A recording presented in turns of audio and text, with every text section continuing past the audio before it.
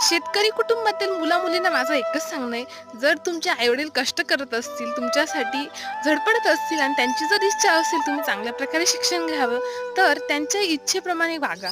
कारण की त्यांनी जे जीवन जगले ते जीवन आपल्या पोरांच्या, आपल्या मुलांच्या पदरी येऊ नये म्हणून ते धडपडत असतात. आणि तुम्हाला ज्या गोष्टी स्कूलमध्ये, कॉलेजमध्ये, शाळेमध्ये पाठवले, त्याच गोष्टीचा तुम्ही निश्चय करा. त्यांच्या प्रयत्नांना यशस्वी करण्यासाठी संपूर्ण प्रयत्न करा. आणि तुमच्या आई-वडिलांना असं फील करा, की त्यांना तुमच्यावरती अभिमान झाला पाहिजे. आपल्या कष्टाचं काहीतरी फळ भेटतंय आपल्याला.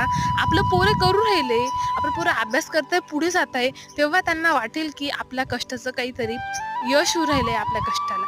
आणि कुठल्याही वाईट मार्गाला जाऊ नका. कारण की हे जे जीवन असतं तुमचं ते पुन्हा येत नाही.